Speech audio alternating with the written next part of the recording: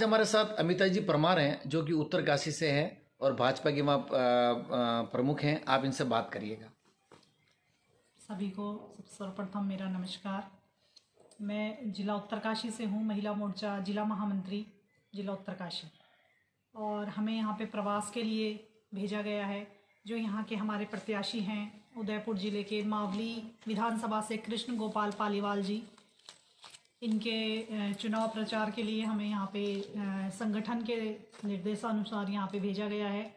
और मैं सभी यहाँ के जनमानस से ये अपील करती हूँ इस आपके माध्यम से कि आप इन्हें ज़्यादा से ज़्यादा वोटों से विजयी बनाएं। और ये सरपंच भी हैं और ये सब एक भाजपा परिवार में ही मुमकिन है। नरेंद्र मोदी जी के, हमारे माननीय प्रधानमंत्री जी के नेतृत्व में ही ये मुमकिन है कि एक छोटे से छोटे पद से कोई आगे बढ़ कर के चुनाव जीते और हमारे समाज को एक नई दिशा दिखाए। ताकि आप जैसे अभी गाँव में और यहाँ आप दौरा कर रही हैं, आपको क्या लगा है इनकी?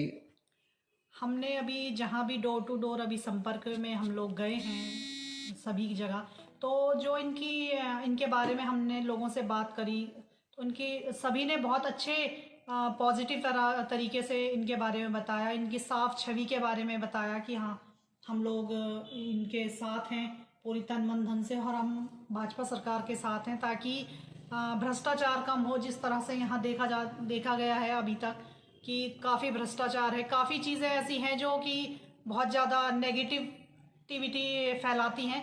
तो प्रत्येक व्यक्ति, कई लोगों से हमने बात करी तो यही हमारे सामने आया है कि यहाँ पे लोग बहुत उत्सुक हैं कि भाजपा सरकार आए ताकि हमारे क्षेत्र का, हमारे ज़िले का विकास हो। विशेषकर से महिलाओं में कैसे क्या?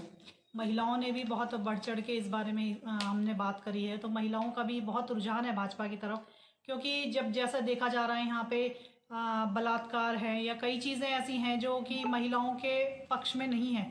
तो महिलाएं काफ़ी चाहती हैं कि भाजपा सरकार आए ताकि हम सुरक्षित रहें, हमारी बेटियां सुरक्षित रहें। आप देहरादून से हैं, आपका नाम? मेरा नाम जयंती पटवाल है। मैं पूर्व में गढ़वाल संयोजक हूँ और नगर पालिका विकास नगर से। आपको यहाँ क्या माहौल लगा? आप बाहर से चुनाव प्रचार करने आई हैं, प्रत्याशी के भाजपा प्रत्याशी के पक्ष में आई हैं, तो हमें संगठन में से जो आदेश मिला है, हम यहाँ इस विधानसभा में आए हैं जहाँ की कृष्ण गोपाल पालीवाल जी लड़ रहे हैं।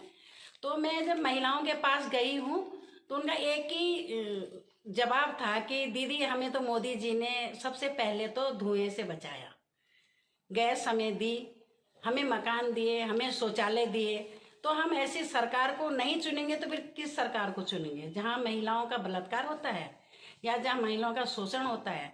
हम 60 साल से, कुछ की एज 60, 65, 70 साल की भी थी, उन्होंने कहा हमने इतने लंबे समय में ऐसा नहीं देखा कि जो महिलाओं के बारे में राजस्थान में किसी ने सोचा हो, सिर्फ मोदी जी ने सोचा है। तो हम तो ये तो बहुत ही, जब एक सरपंच भी विधायक हम बनाएंगे तो सरपंच में भी उन्होंने बहुत अच्छा काम करा तो विधायक में भी और अच्छा काम करेंगे, उनको बड़ा प्लेटफॉर्म मिलेगा। तो हमारी दिल से इच्छा है कि हम भाजपा सरकार बनाएं और मोदी जी का नेतृत्व हमें मिले। आप महिला हैं, महिला आपसे खुल के बात कर सकती हैं। हाँ। तो क्या बातें की होगी महिला ने? उन्होंने दो ही बातें हमसे इस बार इस मामले सीट के लिए। हाँ, उन्होंने कहा कि हम जब एक साधारण सा आदमी, सरपंच बहुत छोटा पोस्ट होती है, भाजपा एक ऐसी सरकार है कि जो अपने छोटे से कार्यकर्ता को आगे बढ़ाती है तो उसमें भाजपा ही कर पाती है। तो जो वो सरपंच जी को आज विधायक का टिकट देती हैं तो वो सबका ही भला करेंगे।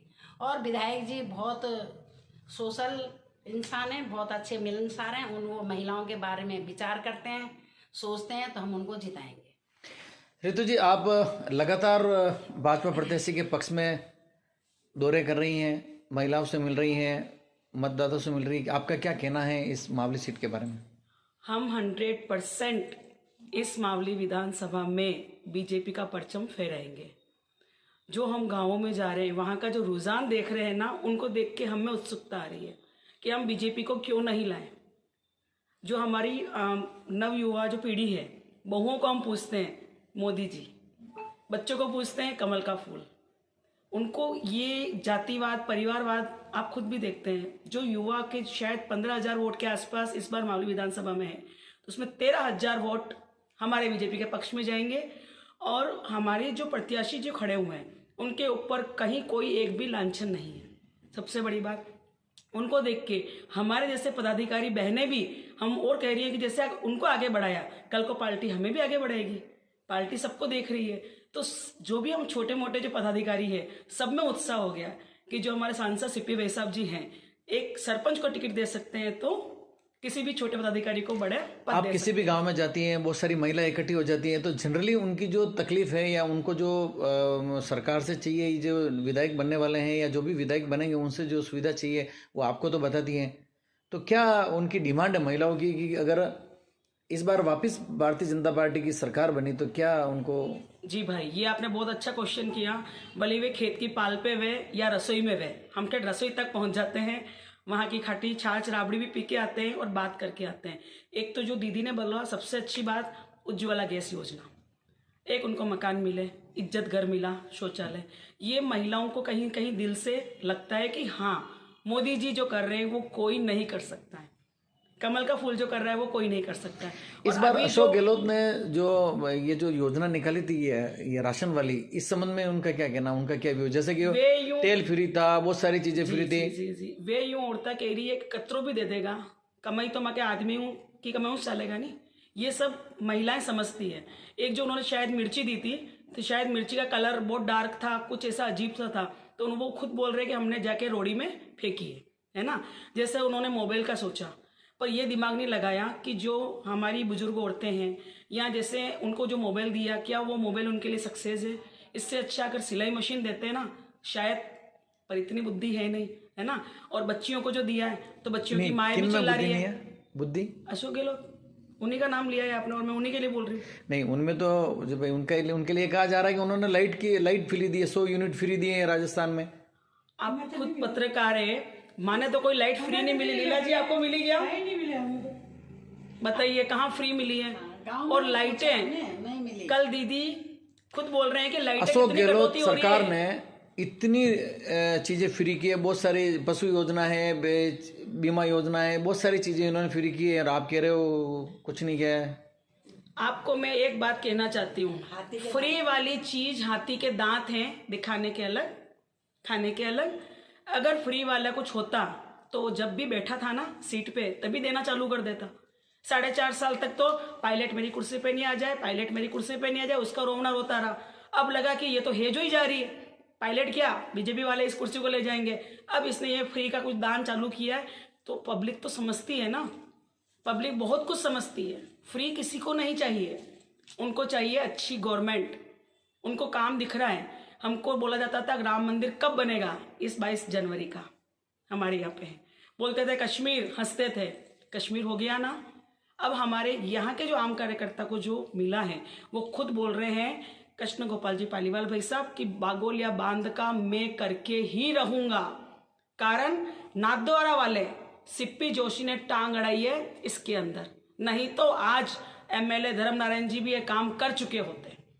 अब कृपा है और ये आम कार्यकर्ता काम कर ये जो लेगा। बागुले का जो मुद्दा है ये कई सालों से लंबित है। आप बार बार जब भी चुनाव आता है इस तरीके के आप कहते हैं हम बागुले कर देंगे, ये कर देंगे। अब कोई भी सिचुएशन रही हो तो ये नहीं होता है तो आम जनता क्या कहेगी? तो मैं नाम लेके बोल रही हूँ ना कि नाथद्वारा वाले सिप्पी जोशी अगर टांग नहीं अड़ाता तो हमारे ये बागोलिया वाला काम हो जाता ना। जब हम महिलाएं के पास में इतनी जानकारी है तो आप पत्रकार के पास में तो और ज्यादा जानकारी होती है कि ये काम क्यों नहीं हुआ। हमारे पूर्व एमएलए साहब भी बहुत अच्छा काम कर सकते थे ना, पर वो सौतेली माँ मिल गई अशोक गहलोत, कहीं कुछ पैसा दिया नहीं, कहीं कुछ काम किया नहीं, तो काम होता कैसे? इसके बावजूद हमारे धर्म नारायण जी भाई साहब ने कितना काम किया है। कोई देखे 1 रुपए का लांछन उनके ऊपर लगा दे। आज हम गांव के अंदर क्यों जा पाते हैं? जा पाते हैं ना, हर घर में हम जा पाते हैं।